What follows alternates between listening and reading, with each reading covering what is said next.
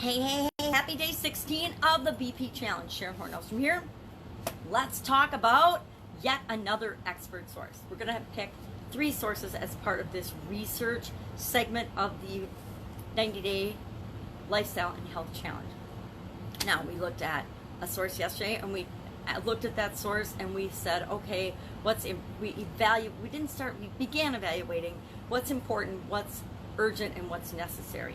Before that, we looked at the first source and we said, okay, what is the main message? What is their biggest thing that they're trying to show me and teach me with the information that they're sharing? What's the biggest thing, the biggest message source 1 has to say?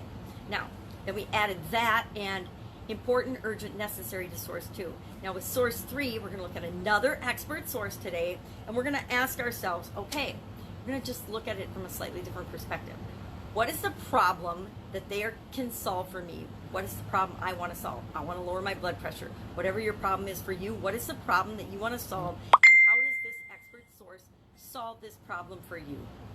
Now, in addition to that, you want to find out, well, I guess I answered it all in one sentence. How does this expert source recommend that you solve this problem? Is it a step-by-step thing? Is it a supplemental physical thing? Is it a physical thing? Is it an exercise, an activity, a movement?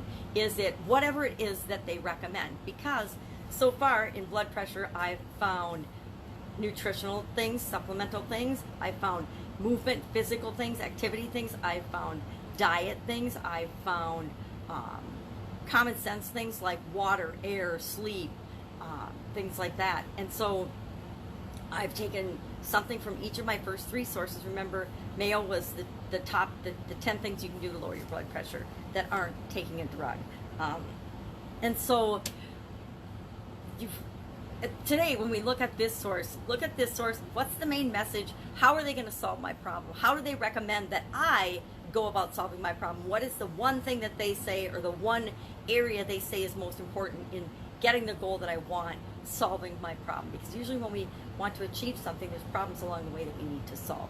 That's all we need to do today. Tomorrow we're going to talk about in more detail what we do with these resources and how we research and just the next step in what we need to do. But the first part of that is looking at the resource, finding the most important piece of information in it.